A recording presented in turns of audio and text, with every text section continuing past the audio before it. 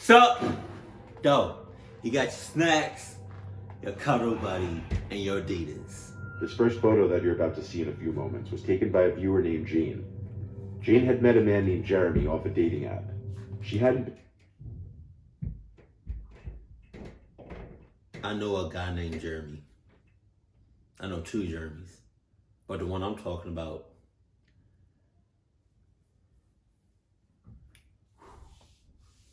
he broke a lot of hearts. That's all I'm gonna say about that. on any dating app since her at the time recent breakup, and she thought it was finally fine to get back into the dating scene. After swiping away on some dating app and conversing with a few people, she matched Jeremy, who seemed to be the kind of guy she would feel comfortable with and connect with. Jane describes herself as a good-looking but shy and reserved girl, and she described Jeremy as an above-average-looking guy with a buzz cut who was exactly her type. So you got three options right now, right? You got old girl that can be disguised as a clucky. You got old dude that can be disguised as a clucky.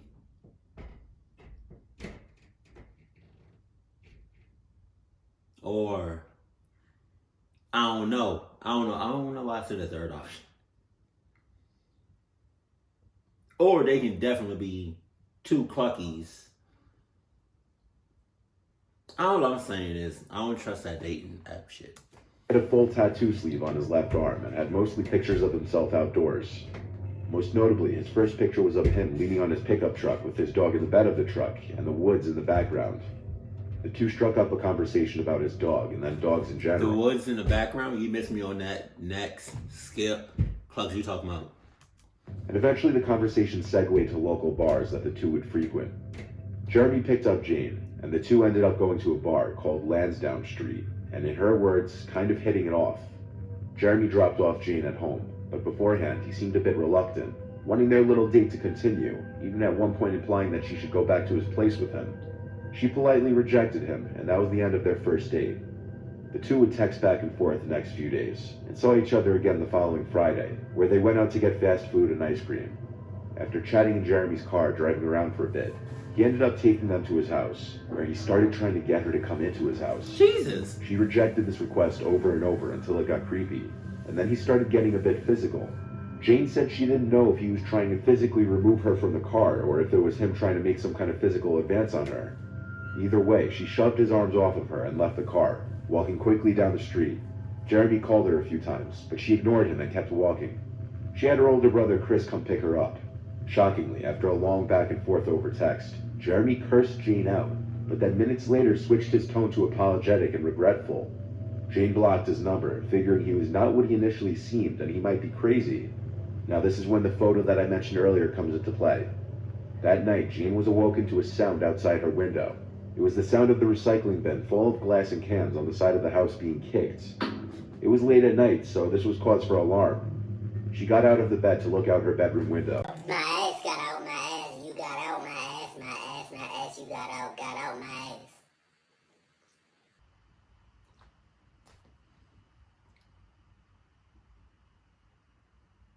I'ma just say it was, why is that light on? I'ma just say it was a tree branch that hit the window, that hit the junks.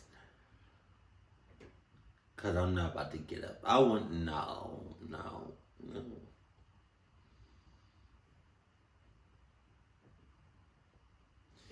Jeremy on some cluck shit for real.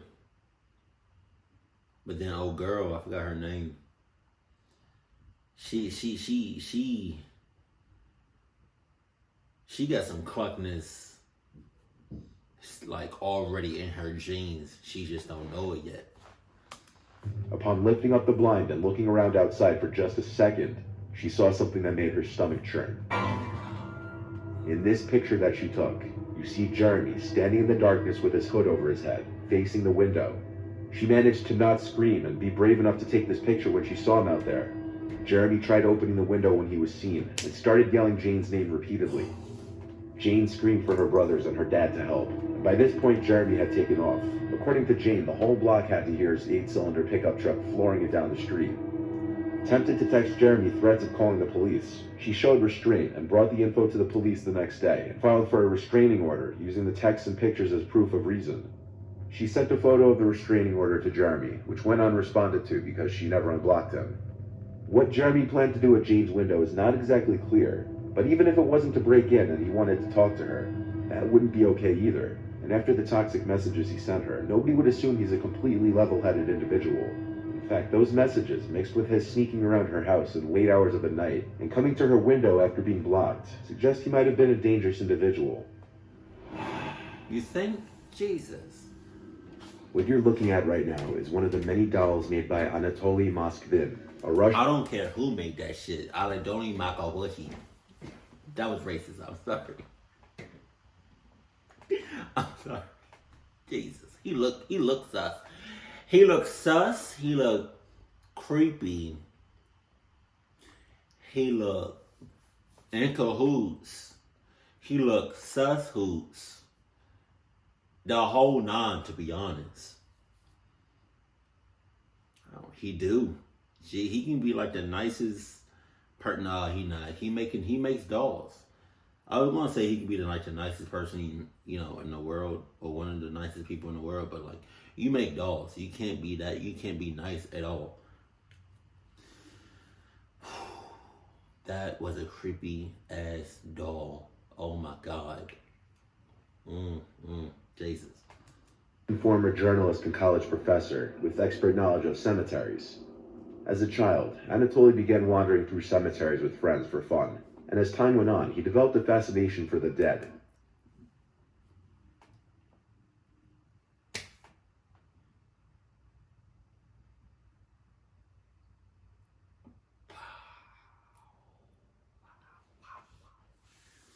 It's already bad enough, horrible enough,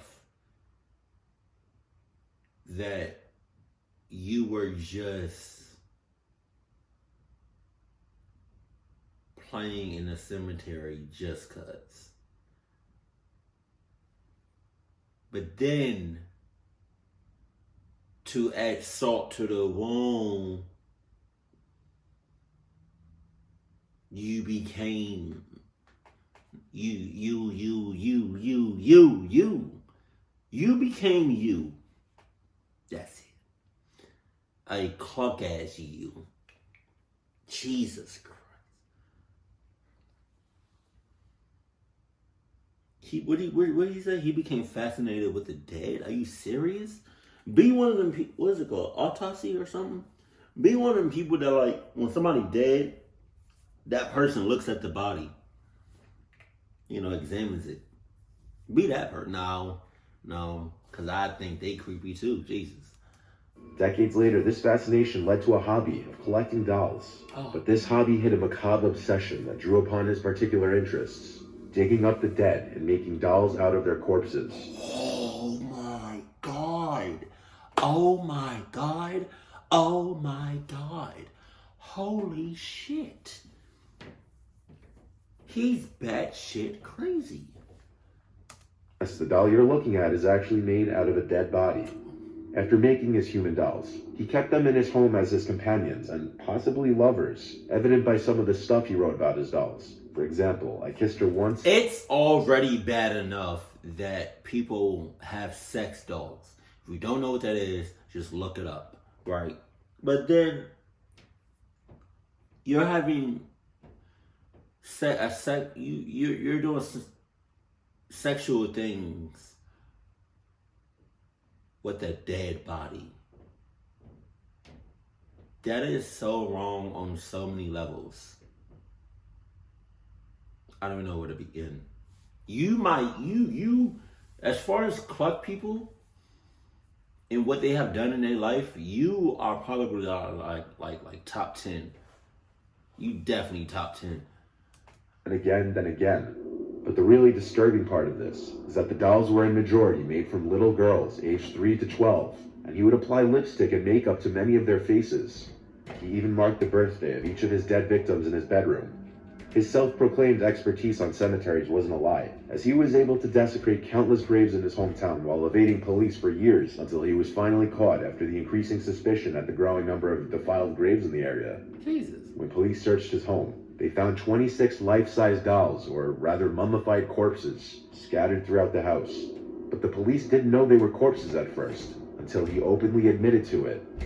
His parents, who lived in the same flat as him, claimed to know nothing of his activities. My ass. Them sons of bitches. His parents were either sus and cahoots or sus hoots. You cannot tell me, y'all made a cluck baby. You cannot tell me otherwise. They didn't know what was going on with him. My ass. In their own house, come on. Now, I mean, I'm not even gonna hold you. No, not because I was gonna say that Mr. Ballin video where that guy and the son and the father was hanging out. They were doing stuff together. But he wanted to be in his room, and he made one of them old fashioned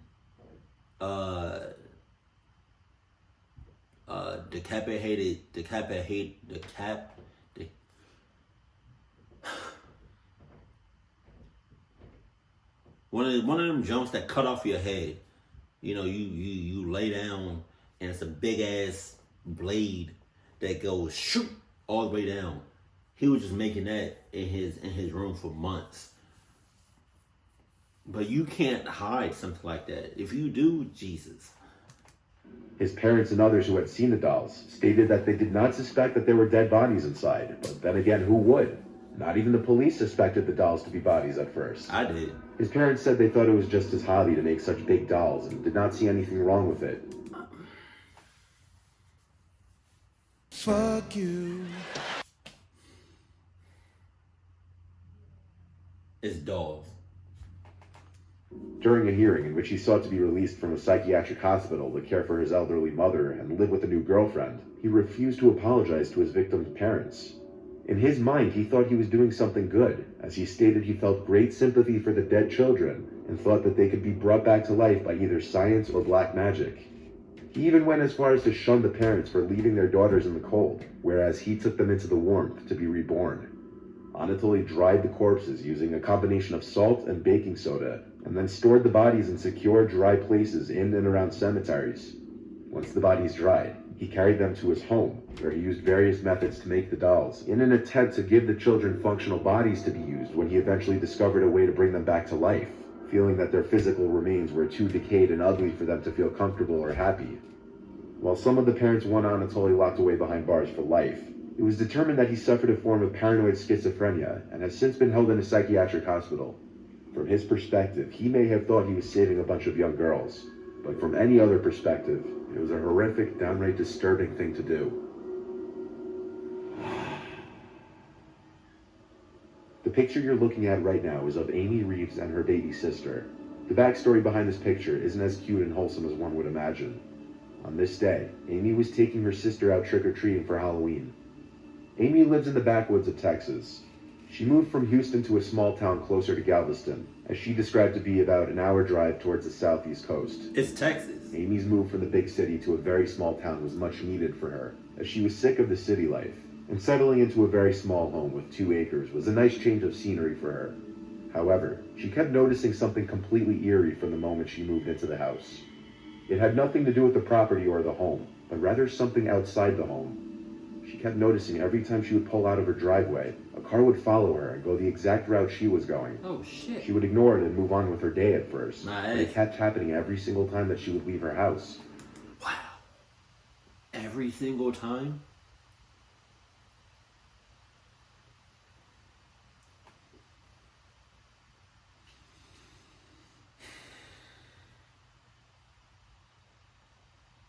Nah, I probably would have noticed the first day,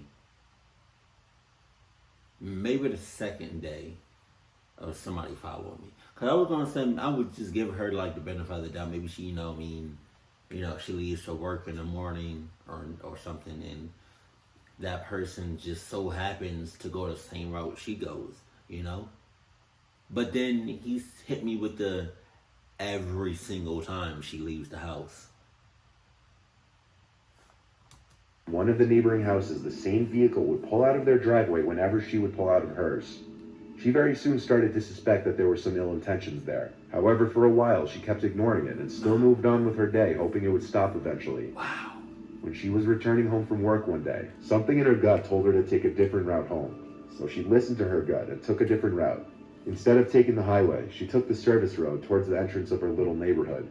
Instead of driving straight through the neighborhood to take a left, she took a slightly sharp right at the entrance and took a 3-minute longer route back home. But even on this detour, she eventually spotted the same vehicle in her rearview mirror. As she started to speed away to try to escape the car, it started flashing her aggressively. Eventually she makes a left turn and the car doesn't seem to follow. She proceeded home, and just as she thought she was safe and the stalker wasn't around, she realized she was wrong. The stalker's car with the brights still on was approaching, the lights becoming brighter as it got closer. By now it was clear the stalker had been following her home, even down her new route. Excuse me. The chances of this person saving her life or being a good Samaritan, I'm gonna give it a 1% chance. 99% they got some corrupt intentions. The man pulled into his driveway and just sat there while Amy went into the house. While inside, she looked through the window out at the car, and the man must have taken notice because he started revving his engine. By this point, it was clearly a full-fledged stalker harassment situation, so Amy called the police in hopes to have them go and talk to him for her. When police arrived, she explained the whole situation the best she could, noting multiple times that she just moved in and she doesn't know the man. The police went over to the man's house to talk with him. Meanwhile, Amy went to her restroom, but she was yet to be under the realization that she had left the back door unlocked when she went outside to smoke a cigarette not too long ago. While she was in the bathroom, she heard footsteps walking towards her bedroom. She got up to shut and lock the bathroom door instantly, exposing where she was to the intruder. And seconds later, there was a knock on the wall separating the bathroom and her bedroom. Even though it was fairly obvious her cover was already blown, she remained as quiet as she could. The thought that maybe it could have been one of the police officers came up in Amy's head, but after one look out the bathroom window, that idea was out the window. Outside, she could see a police officer struggling with what appeared to be damp wood from the half-rotted shed beside the stalker's house. Amy pulled up her pants, getting ready to run to the front door.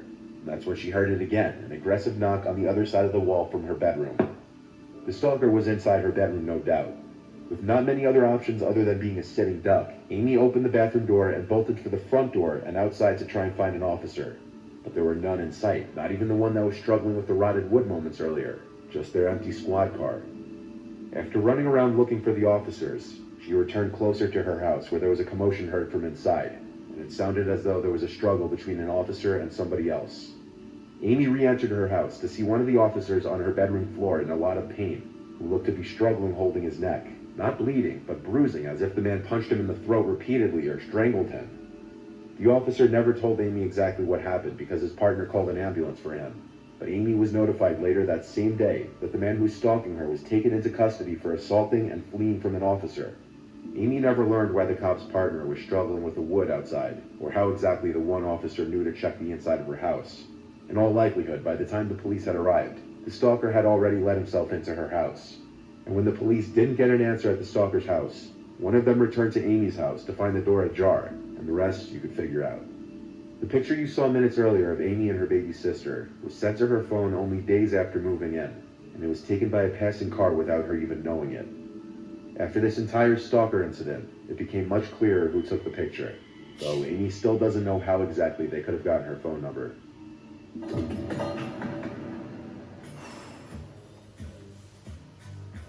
That stalker shit for the birds. That shit real as hell. If you got a stalker, please say something about it. Please do something about it, because if you don't, it will escalate. And 9 times out of 10, you will get clocked up no matter who or what the stalker is. Jesus. This Tinder, this dating app for the birds. People lie all the time. Jesus. God, like that's creepy as heck. This one, this nigga. He's definitely my top 10 Cluck name list. I'm not even gonna hold you. Like, him is probably one of the most disturbing backstories or stories of a person I have ever heard. I'm like, man, Jesus.